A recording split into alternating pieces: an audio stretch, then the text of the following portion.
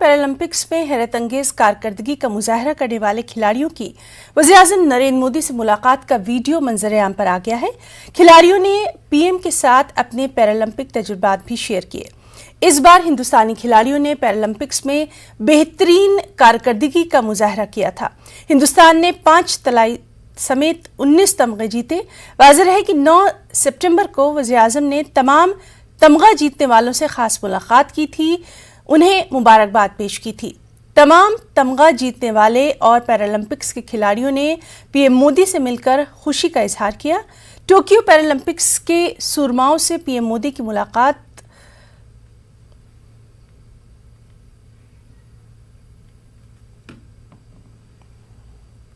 तो फिर से एक बार आप सबको बहुत बहुत बधाई देता हूं, आप सबका अभिनंदन करता हूं। लेकिन मैं आपसे कुछ अपेक्षाएं भी करता हूं। अब आपकी एक पहचान बनी है, एक प्रकार से आप सेलिब्रिटी बन गए हैं। आपके परिवारजनों में, आपके गांव में, समाज में आपको आपकी तरफ देखने का नजरिया बदला है, स्वाभाविक है। और वो आपकी तपस्या के कारण, आपके पुरुषार्थ के कारण, आपके पराक्रम के कारण हुआ है। अब ऐसे में आपकी छोटी छोटी चीजें भी देश की बहुत बड़ी सेवा कर सकती है, बहुत लोगों को मोटिवेट कर सकती है। देखिए, आजादी के 75 साल हैं और 2023 15 अगस्त तक हम इसको मनाने वाले हैं और 24 में आपको पेरिस जाना है। तो एक प्रकार से आजादी का अमृत महोत्सव, ये पूरा कार्यकाल आप लोग देश को क्या दे सकते हैं, देश को कैसे मोटिवेट कर सकते हैं। खेल में सिर्फ खिलाड़ी के भरोसे आप कभी भी देश विजय नहीं होता। सारी टीम स्पिरिट चाहिए, इकोसिस्टम चाहिए, सपोर्ट सिस्टम चाहिए, टेक्नोलॉजी चाहिए, सब चीजों की जरूरत पड़ती है और इन सबको एक माला में परोना पड़ता है जी, तब जाकर के वो भारत माता के गले में माला पड़ती है जी। ये लोगों में धारणा है कि जो खेलते हैं वो पढ़ते नहीं है, तो पढ़ने में उनको कोई रुचि नहीं होती, तो बस मैदान में खेलते रहते हैं। जी सर। कुछ लोग तो मानते हैं सब बड़े गैर जिम्मेवार होते हैं और आप दोनों ऐसे हैं कि आप पीएचडी कर रहे हैं, इसने आईएएस कर दिया। जी सर। ये तो आप बहुत बड़ी प्रेरणा दे सकते हैं आप देश के नौजवानों को। यूपी से खबर है। यूपी के वज़ीर आला योगी आदित्यनाथ संत कबीरनगर के दौरे पर हैं। उन्होंने संत कबीरनगर में नई तामीरशुदा जिलाई जेल समेत दीगर प्रोजेक्टों को अवाम के नाम मानवन किया। इस मौके पर एक खास प्रोग्राम का इनेकाद किया गया जिसमें उन्होंने यूपी हुकूमत की हुसूलियाबियों को उजागर किया। साथ ही उन्होंने अपने खिताब में बीएसपी और एसपी पर भी खूब निशाना साधा। सीएम ने यह भी कहा कि कोरोना के वक्त यूपी में बहुत अच्छा काम हुआ है, यही वजह है कि केरल, महाराष्ट्र और दिल्ली की तरह यूपी के हालात खराब नहीं हुए। जिन्होंने अनुशासन का पालन करते हुए इस महामारी से लड़ते हुए न केवल अपनी सुरक्षा की बल्कि सामुदायिक सुरक्षा के सरकार के संकल्प के साथ जुड़ करके वे निरंतर इस अभियान के साथ जुड़े रहे। एक बड़ी महामारी से बचाया। कल्पना करिए, सपा और बसपा या कांग्रेस के समय में ये महामारी आई होती तो क्या होता। जैसे आज केरल के अंदर हो रहा है और जैसे महाराष्ट्र के अंदर हो रहा है, जैसे दिल्ली के अंदर हुआ था, उत्तर प्रदेश के अंदर भी ये स्थिति होती, क्या होता, कितने लोग मरते। जिन लोगों ने अपने परिवार के लोगों को खोया है उनके प्रति हमारी संवेदना है, लेकिन भाइयों बहनों, हर पीड़ित परिवार के साथ सरकार खड़ी है। आपने देखा होगा जो बच्चे निराश्रित हुए, उन बच्चों के लालन पालन की जिम्मेदारी भी सरकार ने ली है। 4000 रुपए हर महीने उन बच्चों को उपलब्ध सरकार करा रही है। और यही नहीं, जो महिलाएं भी निराश्रित हुई हैं, सरकार ने उनके लिए भी योजना तैयार कर ली है। बहुत शीघ्र उस योजना को हम लागू करने वाले हैं, जिससे कोई भी अपने आप को निराशित महसूस न कर सके। एक जिम्मेदार सरकार इसी जवाबदेही के साथ कार्य करती है और इसी जवाबदेही को बनाए रखने के लिए आज एक बार फिर से मैं संत कबीरनगर जनपद में आया हूं। भाइयों बहनों, आप सबको इस बात के लिए आश्वस्त करने के लिए एक सुविधा है। यहां पर जिन परियोजनाओं का हमने आज लोकार्पण और शिलान्यास किया है, इसमें बहुप्रतीक्षित जेल के निर्माण का भी है। यहां के कैदी उनको बस्ती जाना पड़ता है, लेकिन उनके लिए यहीं पर सुविधा देंगे, सुधार गृह के रूप में से आगे बढ़ाने का कार्य करेंगे, लोगों को एक बार सुधरने का अवसर भी देंगे। लेकिन जेलें अपराध के गढ़ नहीं बनने चाहिए, ये भी सुनिश्चित करने का कार्य किया गया है। Jammu Kashmir NC leader TS Wazir की पुरस्कार मौत मामले में एक सनसनीखेज मोड़ आ गया है। तहकीकात के दौरान ये अहम इंकशाफ हुआ कि त्रिलोचन सिंह वजीर की मौत नहीं बल्कि कत्ल किया गया। दरअसल एतराफ और मुबैना खुदकुशी का खत कत्ल के मुश्तबा मुलजिम हरमीत सिंह के फेसबुक प्रोफाइल पर अपलोड किया गया है। हालांकि इस मामले में दिल्ली पुलिस की जानिब से बारहा कहा जा रहा है कि जब तक पोस्टमार्टम रिपोर्ट समेत फॉरेंसिक तहकीकाती रिपोर्ट सामने नहीं आती तब तक इस मामले में कुछ भी कहना कबल अज़ वक्त होगा। लेकिन इस मामले में हर मुमकिन तहकीकात और कार्रवाई जरूर की जा रही है। अब इस मामले में दिल्ली पुलिस ने दर्ज एफआईआर को क्राइम ब्रांच में मुंतकिल कर दिया है। वहीं जम्मू कश्मीर नेशनल कॉन्फ्रेंस ने आज इस मामले की सीबीआई जांच का भी मुतालबा किया।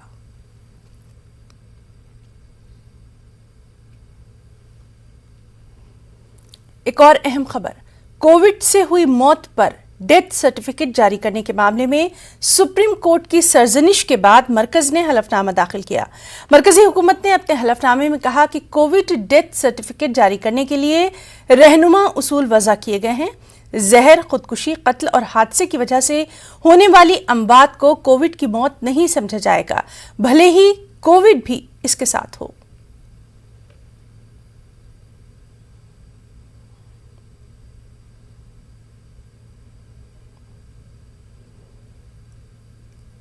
इस वक्त की एक अहम खबर आपको दे दें, जम्मू कश्मीर के राजौरी में एनकाउंटर वक्फे से जारी है। सिक्योरिटी फोर्सेस और मिलिटेंटों के बीच झड़प। थाना मंडी के बरूड गांव में झड़प की खबर है। अभी तक की जो इत्तलात हैं उसके मुताबिक एक मिलिटेंट के मारे जाने की खबर है। एनकाउंटर में एक जवान भी जख्मी हुआ है। तो जम्मू कश्मीर के राजौरी में एनकाउंटर रुक रुक कर जारी है। सिक्योरिटी फोर्सेस और मिलिटेंटों के बीच झड़प की खबर है। थाना मंडी के बरूड गांव में झड़प की ये खबर है और अभी तक की जो इत्तलात है उसके मुताबिक एक मिलिटेंट के मारे जाने की खबर है और एनकाउंटर में एक जवान जख्मी हुआ है।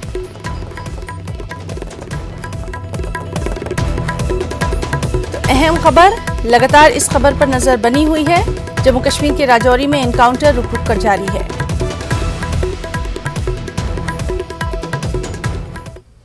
यूपी इंतखाबात में शिवसेना 100 नशिस्तों पर इलेक्शन लड़ेगी। वहीं गोवा में भी 20 सीटों पर इलेक्शन लड़ा जा सकता है।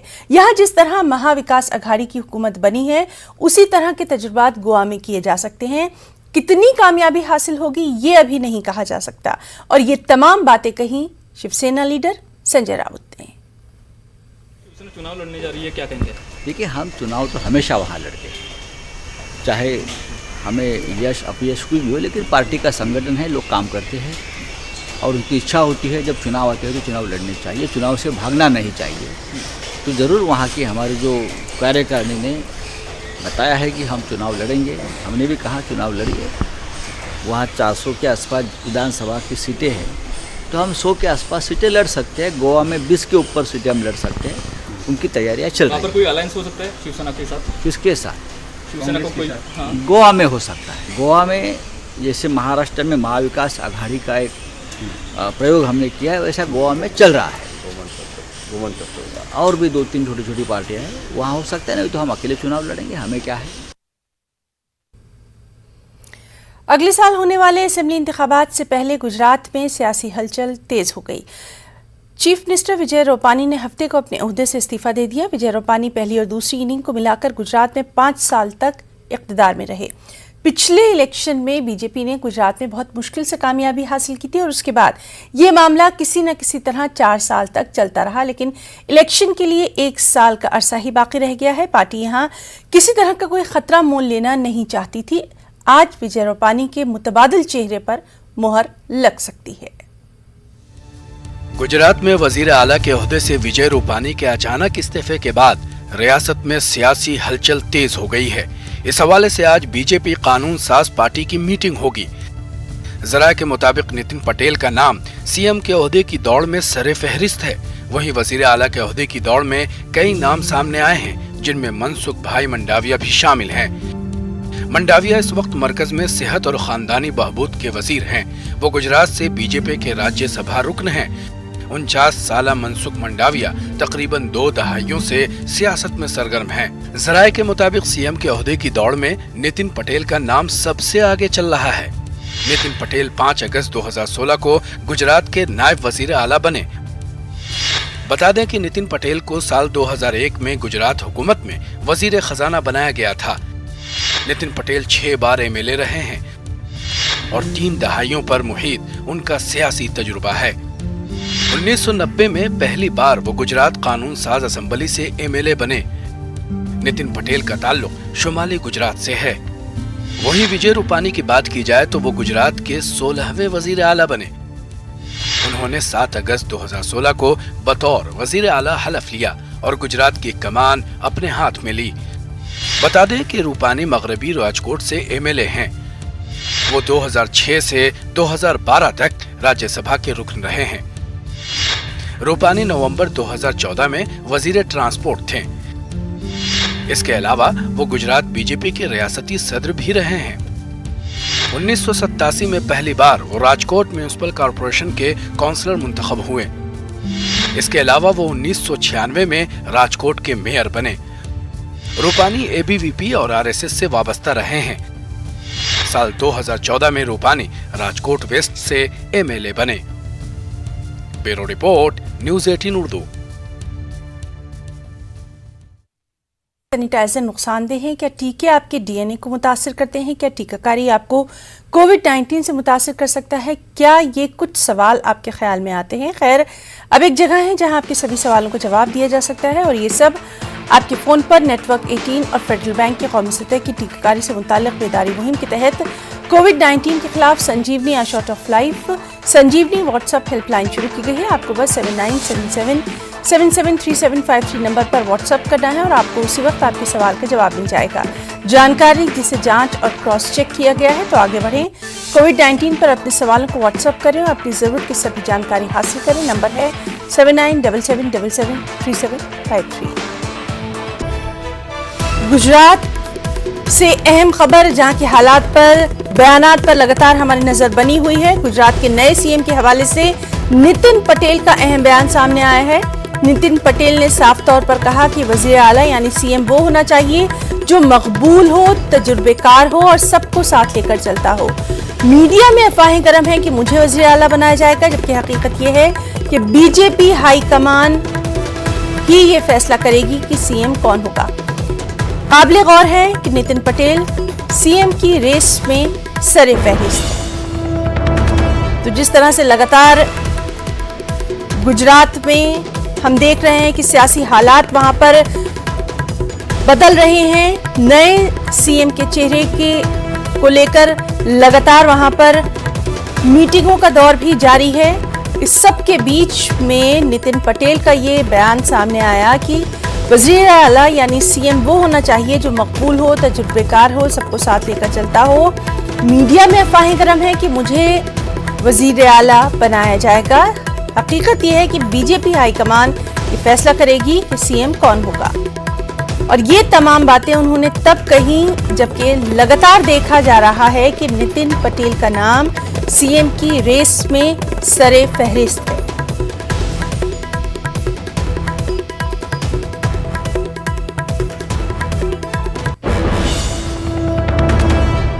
एक और अहम खबर जम्मू कश्मीर से, बारामूला के रफियाबाद में बादल फटा है और अभी तक की जो इत्तलात है उसके मुताबिक बकरवाल खानदान के 6 अफराद लापता बताए गए हैं। अब तक 4 लाशों को बरामद कर लिया गया है। पुलिस, फौज और मकामी अवाम लाशों को निकालने में मसरूफ है।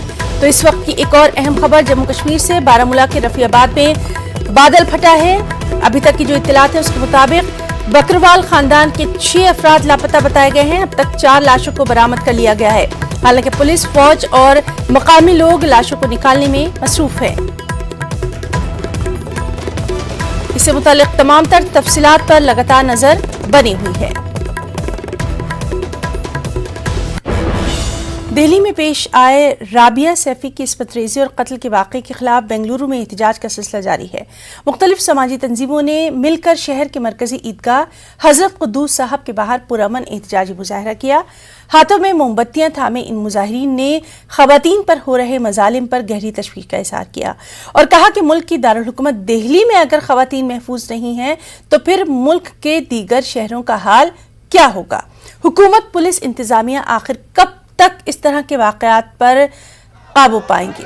इस मौके पर मामले की जांच CBI के हवाले किए जाने का खैर मकदम किया गया और जल्द से जल्द मुजरिमों को सख्त से सख्त सजा दिलाने का मुतालबा किया गया।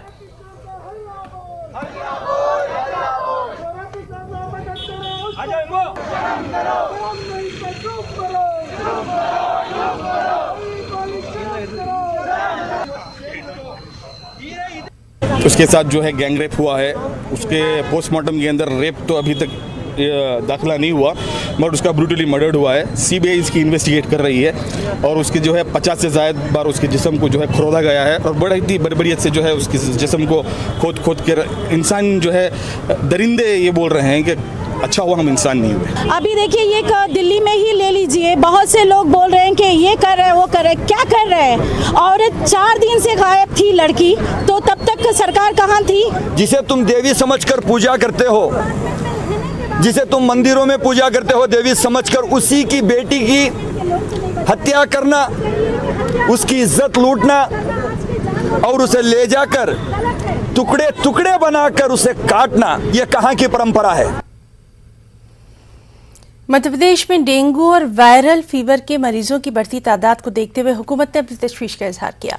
भोपाल मंत्रालय में मुनक़िदा अहम मीटिंग में वज़ीर आला ने राजधानी भोपाल समेत रियासत के तमाम अजला में डेंगू और वायरल बुखार की रोकथाम के लिए खुसूसी मुहिम चलाने की हिदायत दी है।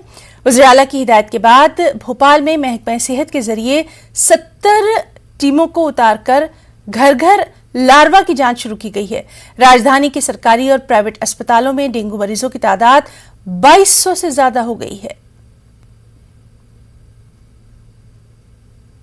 मध्य प्रदेश में जिन जिलों में डेंगू के केस निकले हैं उसमें 7 जिले प्रभावित हैं। उसमें मंदसौर है, रतलाम है, आगरमालवा, इंदौर, जबलपुर।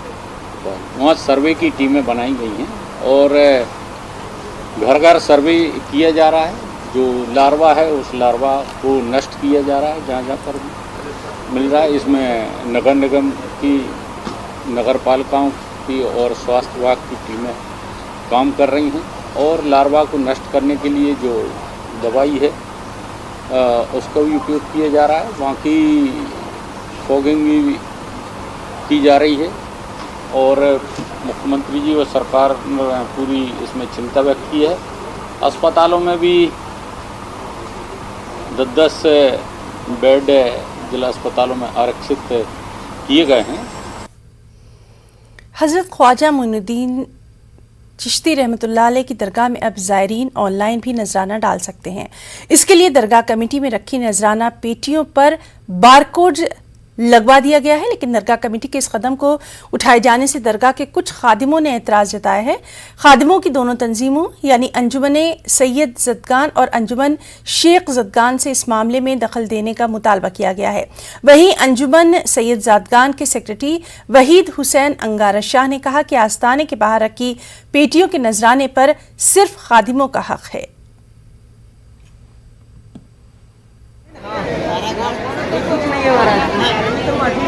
कोई पेटी नहीं लगाई। जो पुरानी पेटियां थी उन्हीं को एक नए सिरे से बनवा के हमने लगाई हैं। उनमें एक एडिशनल फीचर ये किया है कि QR कोड उस पर लिखवाया ताकि कोई ऑनलाइन अगर डोनेशन करना चाहे तो वो भी कर दें। उसके लिए कई तरह की रिएक्शंस आ रहे हैं, कई बातें आ रही हैं। अगर ज़रूरत पड़ेगी तो उसको रिव्यू करेंगे, कोई नया या कोई चेंज उसमें करना होगा तो हम फिर उसके लिए करेंगे। दरगाह शरीफ में आस्ताना आलिया के बाहर सिर्फ खुद्दाम ख्वाजा साहब का नज़ारा लेने के आ गए।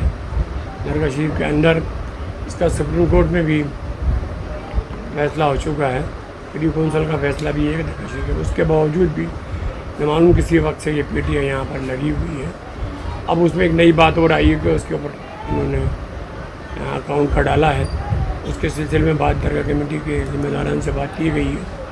अगर समझ में आ गया तो ठीक है, नहीं तो जो कानूनी प्रतिक्रिया होगी करी जाएगी। कानपुर में पिछले एक महीने में खुदकुशी के मामलों में इजाफा देखने को मिला है, जो कि यकीनी तौर पर बाइस तशवीश है। 50 लाख की आबादी वाले कानपुर शहर में नौजवानों की तादाद 15 लाख से ज्यादा है, लेकिन पिछले एक महीने में 16 से ज्यादा लड़कियों ने खुदकुशी की कोशिश की है। 10 की मौत हुई। तकरीबन 1 दर्जन लड़कियां जिंदगी की जंग लड़ रही हैं। ऐसी तस्वीरें लगातार सामने आ रही हैं, जिसकी वजह से अब कानपुर पुलिस ने खुदकुशी को रोकने के लिए हर थाने में एक खातून इंचार्ज और 2 खातून कांस्टेबल को तैनात कर दिया है, जो कि लगातार लड़कियों को बुलाकर उनकी काउंसलिंग कर रही हैं। वहीं इस पूरे मामले पर माहिर नफ्सियात की भी मदद ली जा रही है।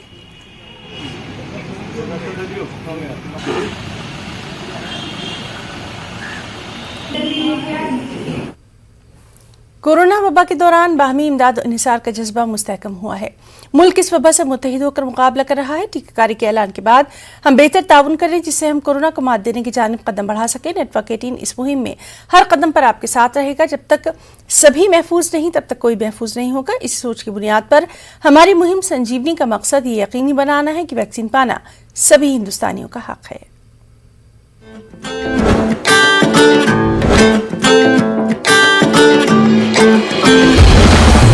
टीका लगा, ओ जरा टीका लगा, ओ जरा टीका टीका